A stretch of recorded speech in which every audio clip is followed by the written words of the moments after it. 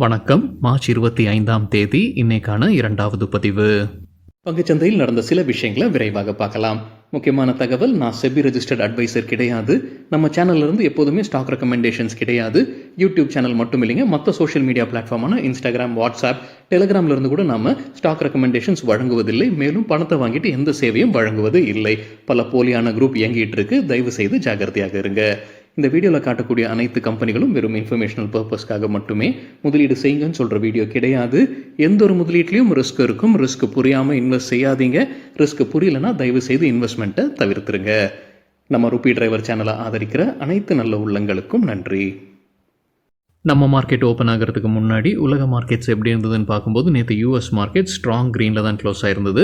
S&P 500 1.7%, Nasdaq 2.2% க்ரீனில் close ஆகியிருந்தது. பெரும்பாலான European markets நேற்று ரெட்டில் தான் க்ளோஸ் ஆகியிருந்தது. இன்றைக்கி நம்ம மார்க்கெட் ஓப்பன் ஆகிறதுக்கு முன்னாடி ஏஷியன் மார்க்கெட்ஸ் எப்படி இருக்குன்னு பார்க்கும்போது மிக்ஸ்டாக தான் இருந்தது. குறிப்பாக கிஃப்ட் நிஃப்டி 0.34% க்ரீனில் ட்ரேட் ஆகிட்டு இருந்தது. நம்ம மார்க்கெட் ஓப்பன் ஆகிறதுக்கு முன்னாடி எடுத்த ஸ்க்ரீன்ஷாட் இது. இந்த வீடியோ சேர தருணத்தில் 11:30 மணி 12 மணி அளவில் நிஃப்டி ஃப்ளாட்டாக ட்ரேட் ஆகிட்டு இருக்கு. சில இண்டிவிஜுவல் ஸ்டாக்ஸ் மற்றும் செய்திகள் விரைவாக பார்க்கலாம். புதிதாக ட்ரம்ப் டாக்ஸ் விதிக்கப்பட்டிருக்கு. யாரெல்லாம் வெனிசுலா நாட்டிலிருந்து எண்ணெய் வாங்குறாங்களோ அவங்க மீது 25% வரி விதிக்கிறாரு டொனால்ட் ட்ரம்ப். ஏப்ரல் 2ஆம் தேதியிலிருந்து இது அமலுக்கு வருது. ஏன் வெனிசுலா எண்ணெய் வாங்குற நாடுகள் மீது வரி விதிக்கிறாருன்னா, அங்கே ஏற்கனவே ஒரு கிரிமினல் கேங் இருக்குது. அவங்களுக்கும் வெனிசுலா அரசுக்கும் தொடர்பு இருக்குன்ற குற்றச்சாட்டு. அந்த கேங்கை சார்ந்த ஆட்களை ஏற்கனவே யூஎஸ்ஏலேருந்து வெளியேற்றிக்கிட்டு இருக்கிறாங்க. இப்போ அந்த அரசுக்கும் அந்த கேங்குக்கும் தொடர்பு இருக்கிறதுனால அங்கேருந்து யாரெல்லாம் எண்ணெய் வாங்குறாங்களோ அவங்க மீது புதிதாக 25% வரி விதிக்கிறாரு டொனால்ட் ட்ரம்ப்.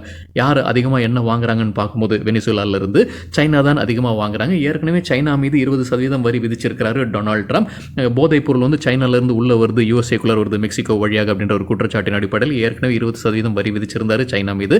இப்போ கூடுதல் வரி சைனா மீது விதிப்பதற்கான வாய்ப்புகள் இருக்கு. ஏன்னா வெனிசுலா அதிகமாக எண்ணெய் வாங்கக்கூடிய நாடு வந்து சைனா. சைனாவை தொடர்ந்து எந்தெந்த நாடுகள் வாங்குதுன்னு பார்க்கும்போது ஸ்பெயின், ரஷ்யா, சிங்கப்பூர், வியட்நாம் எண்ணெய் வாங்குறாங்க. யூஎஸ்ஏவே ஜனவரி மாதத்தில் 8.6 மில்லியன் பேரல்ஸ் எண்ணெய் வாங்கியிருக்கிறாங்க வெனிசுலா நாட்டிலிருந்து. ஏப்ரல் 2ஆம் தேதி ட்ரம்ப் டாக்ஸ் வருதுங்க. ரெசிப்ரோக்கல் டாக்ஸ் முன்னவே அவர் அறிவித்தது தான். முன்ன அவங்க சொன்னது வந்து நிறைய பொருட்கள் மீது வரி வரும்ன்ற எதிர்பார்ப்பு இருந்தது. இப்போ என்ன எதிர்பார்ப்புனா, நிறைய பொருட்கள் மீது இருக்காது, குறைந்த பொருட்கள் மீதே வரி வருவதற்கான வாய்ப்பு இருக்குது. சில பொருட்களுக்கு அவர் விலக்கு வழங்குவதற்கான வாய்ப்பு இருக்குன்னு சொல்லியிருக்கிறாங்க மணி கண்ட்ரோல் செய்தியில். ஆன்லைன் அட்வர்டைஸ்மெண்ட் சேவையை வழங்கக்கூடிய கூகுள், மெட்டா போன்ற நிறுவனங்கள் மீது இந்திய அரசு ஏற்கனவே 6% ஈக்குவலைசேஷன் வரி விதிச்சுக்கிட்டு இருக்கிறாங்க. இதை பெரும்பாலும் கூகுள் டாக்ஸ்னு சொல்லிக்கிட்டு இருக்கிறாங்க. இந்த வரியை நீக்குவதற்கான வாய்ப்புகள் இருக்குது. ஏப்ரல் 1ஆம் தேதியிலிருந்து இதை அமல்படுத்துவதற்கான வாய்ப்புகள் இருக்குன்னு எக்கனாமிக் டைம்ஸில் தகவல் சொல்லியிருக்கிறாங்க. யூஎஸ்ஏ இந்தியா மீது வரி விதிக்காமல் இருப்பதற்காகத்தான் இந்த நடவடிக்கை இந்திய அரசு எடுப்பதற்கான வாய்ப்புகள் இருக்குன்னு சொல்லியிருக்கிறாங்க அந்த செய்தியில். யூஎஸ் அதிகாரிகள் இந்திய நாட்டிற்கு வராங்க. 25லிருந்து 29ஆம் தேதி வரைக்கும் பேச்சுவார்த்தை நடத்துகிறாங்க. மார்ச் 25லிருந்து 29ஆம் தேதி வரைக்கும் பேச்சுவார்த்தை நடத்துகிறாங்க இந்திய அதிகாரிகளுடன். இதில் வந்து வரி குறித்து பேசுவாங்க. அதே போல் 2 நாடுகள் இடையே இருக்கக்கூடிய அந்த வர்த்தகத்தை குறித்து பேசுவாங்கன்ற எதிர்பார்ப்பு இருக்குன்னு எக்கனாமிக் டைம்ஸில் அப்டேட் கொடுத்துருக்குறாங்க. Directorate general of trade remedies DGTR ஒரு பரிந்துரை கொடுக்குறாங்க. சைனா, ரஷ்யா மற்றும் தாய்வான்லேருந்து வரக்கூடிய அசிட்டோநைட்ரைல் மீது ஆன்டி டம்பிங் டியூட்டி போடணுன்ற பரிந்துரை கொடுத்துருக்காங்க. 5 ஆண்டிற்கு இந்த ஆன்டி டம்பிங் டியூட்டியை போடணுன்ற பரிந்துரை கொடுத்துருக்காங்கன்னு மணி கண்ட்ரோல்லேருந்து கிடைத்த தகவல். நிதியாண்டு 2024-25 சென்ட்ரல் பப்ளிக் செக்டர் என்டர்பிரைசஸ் அரசுக்கு எவ்வளவு டிவிடெண்ட் கொடுத்துருக்காங்க? இது வரைக்கும் 69,873 கோடி ரூபாய் கொடுத்துருக்காங்க. இருக்கிறதுலே ஹையஸ்ட் எவர் இந்த தொகை தான். 70,000 தொடுன்ற எதிர்பார்ப்பு இருக்குது. அதாவது இந்த நிதியாண்டு முழுமை அடையும் போது 70,000 கோடியை எட்டுன்ற எதிர்பார்ப்பு இருக்குன்னு சொல்லியிருக்கிறாங்க பிஸ்னஸ் ஸ்டாண்டர்டில். 2024 நிதியாண்டில் 63,749 கோடி ரூபாய் கிட்டியது டிவிடெண்டாக சென்ட்ரல் பப்ளிக் செக்டர் என்டர்பிரைசஸ் கிட்டேருந்து. இப்போவே 69,873 கோடியை எட்டியிருக்கு இந்த நிதியாண்டில். இந்த நிதியாண்டு முழுமை பெறும்போது 70,000 கோடியை எட்டும்னு சொல்லியிருக்கிறாங்க பிஸ்னஸ் ஸ்டாண்டர்டில். அதிகமாக யார் டிவிடெண்ட் கொடுத்துருக்காங்க நடப்பு நிதியாண்டில்? Coal India, ONGC, Bharat Petroleum Corporation மற்றும் இந்துஸ்தான் ஜிங்க். ஓலா எலக்ட்ரிக் இன்றைக்கி இன்ட்ராடேல 4% அதிகரித்தது. ஆனால் இந்த வீடியோ சேர நேரத்தில் ரெட்டில் ட்ரேட் ஆகிட்டு இருக்கு. கம்பெனி தரப்பு வந்து அப்டேட் கொடுத்துருக்காங்க. கம்பெனியுடைய சப்சிடரி நிறுவனம் தான் ஓலா எலக்ட்ரிக் டெக்னாலஜிஸ். இவங்க மீது கார்ப்பரேட் இன்சால்வன்சி வழக்கு போடப்பட்டது. ரோஸ்மெர்டா குரூப் தான் இந்த வழக்கை தொடர்ந்து இருக்கிறாங்க. NCLTயில், நேஷனல் கம்பெனி லா ட்ரிபியூனலில். இப்போ அந்த ரோஸ்மெர்டா குரூப் வந்து அந்த வழக்கை திரும்ப பெறுறாங்க. அது செட்டில்மெண்ட் ஆயிடுச்சுன்னு ஓலா எலக்ட்ரிக் தரப்புலேருந்து அப்டேட் கொடுத்துருக்குறாங்க. eastmytrip.com குறித்து காலையில் வீடியோவில் இல்லை நேற்று வீடியோவில் நம்ம ஒரு செய்தி பார்த்துருந்தோங்க. அவங்க வந்து இந்த சார்ட்டர் ஏவியேஷன் செக்டரில் நுழையிறாங்க. அதோடைய பாகமாக பிக் சார்ட்டர்ன்ற நிறுவனத்தில் 49% ஸ்டேக் வாங்குறாங்கன்ற தகவல் நம்ம பார்த்துருந்தோம். அதற்கான ரியாக்ஷன் இன்றைக்கி பார்க்கும்போது 3% க்ரீனில் ட்ரேட் ஆகிட்டு இருந்தது, அப்புறம் 3% ரெட்லையும் ட்ரேட் ஆகிட்டு இருந்தது. ஸோ வாலட்டைலாக இருந்தது eastmytrip.com உடைய ஷேர்ஸ் இன்னைக்கு. காட்ரேஜ் ப்ராப்பர்ட்டிஸ் தற்போது அப்டேட் இருக்குது. ஹைதராபாத்தில் அவங்களுடைய முதல் ப்ராஜெக்டில் சில வீடுகளை விற்பனை செய்வதன் மூலமாக 1000 கோடி ரூபாய் வருவாய் கிட்டியதாக அப்டேட் கொடுத்துருக்காங்க காட்ரேஜ் ப்ராப்பர்ட்டிஸ். வருண் பிவரேஜஸ் டிவிடெண்டுக்கான ரெக்கார்ட் டேட் அறிவிச்சிருக்காங்க. டிவிடெண்ட் முன்னவே அறிவித்தது தான் நினைக்கிறாங்க, 50 பைசா. அதற்கான ரெக்கார்ட் டேட் இப்போ அறிவிச்சிருக்காங்க ஏப்ரல் 4 யூபிஎஸ் சில சிமெண்ட் ஸ்டாக்ஸ்க்கு அவங்களுடைய ரேட்டிங் மற்றும் டார்கெட்டை கொடுத்துருக்காங்க. அல்ட்ராடெக் சிமெண்ட்டுக்கு யூபிஎஸ் ரேட்டிங்கை அப்கிரேட் பண்ணியிருக்காங்க. அப்கிரேடுக்கு பிறகு பை எதிர்பார்க்குற டார்கெட் 13,000 ரூபாய், முன்ன சொன்னது 9,000 ரூபாய். அம்புஜா சிமெண்ட்டுக்கும் ரேட்டிங்கை அப்கிரேட் பண்ணியிருக்காங்க. யூபிஎஸ் பையாக உயர்த்தி இருக்கிறாங்க. டார்கெட் 475 620 உயர்த்தி இருக்கிறாங்க. ஏசிசிக்கு பை ரேட்டிங்கை தொடர்ந்து கொடுத்துருக்காங்க. எதிர்பார்க்குற டார்கெட் 2250 ரூபாய். டால்மியா பாரத்துக்கு யூபிஎஸ் கொடுத்துருக்கிற டார்கெட் ப்ரைஸ் 2100 ரூபாய். Matrimony.com ஸ்பெஷல் டிவிடெண்ட் அறிவிச்சிருக்காங்க 5 ரூபாய். கம்பெனியுடைய சில்வர் ஜூப்ளியை முன்னிட்டு இந்த 5 ரூபாயை அறிவிச்சிருக்காங்க ஸ்பெஷல் டிவிடெண்டாக. இதற்கான ரெக்கார்ட் டேட் மார்ச் 28.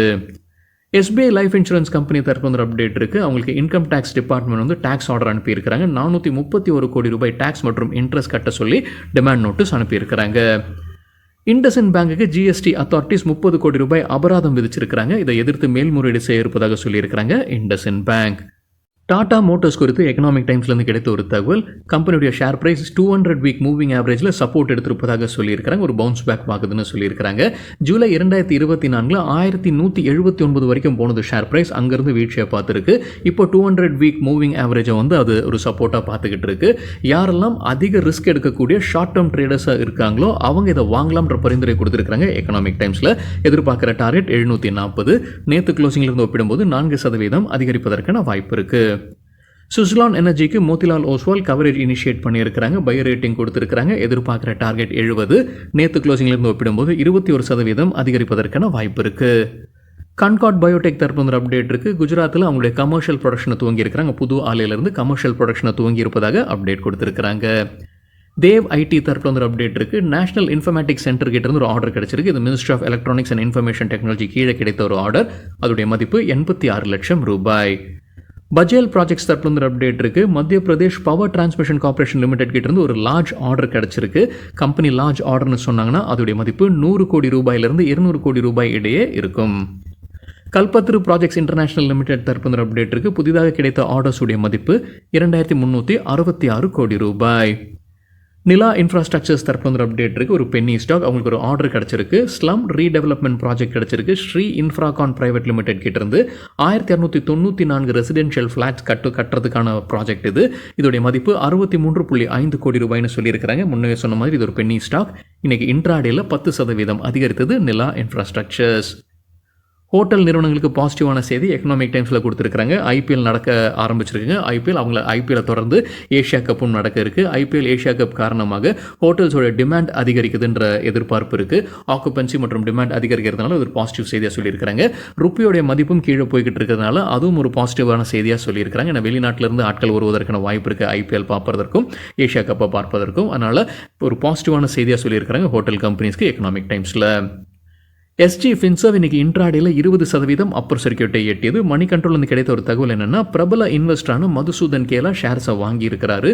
1.7% ஸ்டேக் வாங்கியிருக்கிறாரு. சராசரியாக ஒரு ஷேர்லேயே 350 ரூபாய்னு டிரான்சாக்ஷன் நடத்தியிருக்கிறாரு. ஒட்டுமொத்தமாக 33.3 கோடி ரூபாய் முதலீடு செய்திருக்கிறாரு. சில புரோக்கிங் கம்பெனி ஸ்டாக் ரெக்கமெண்டேஷன்ஸ் கொடுத்துருக்காங்க. எக்கனாமிக் டைம்ஸ்லேருந்து கிடைத்த தகவல், பொனான்சா போர்ட்ஃபோலியோடைய பரிந்துரைகளில் ஆர்பிஎல் பேங்க்குக்கு buy rating target 184, stop loss 171. அவங்க சொல்லியிருக்கிற காரணம் டெய்லி சார்ட்டில் descending triangle pattern break out நடந்திருப்பதாக சொல்லியிருக்கிறாங்க. டிசெண்டிங் ட்ரையாங்கிள் பேட்டர்னா என்ன அப்படின்னு நம்ம வேறொரு வீடியோவில் டீட்டெயிலாக பேசியிருக்கோம். அந்த வீடியோட லிங்க் இந்த வீடியோட டிஸ்கிரிப்ஷனில் இருக்குது. இந்தியன் ஹோட்டல்ஸ்க்கு பை ரேட்டிங் கொடுத்துருக்காங்க. பொனான்சா எதிர்பார்க்குற டார்கெட் 870, ஸ்டாப் லாஸ் 828. எல்கேபி செக்யூரிட்டிஸோட பரிந்துரைகளில் ஐசிஐசிஐ ப்ரூடென்ஷியலுக்கு buy rating target 630, stop loss 573. Godrej ஆக்ரோவெட்டுக்கு buy rating target 850, stop loss 769. டைட்டனுக்கு செல் ரெக்கமெண்டேஷன் கொடுத்துருக்காங்க. எதிர்பார்க்குற டார்கெட் 3000, ஸ்டாப் லாஸ் 3126.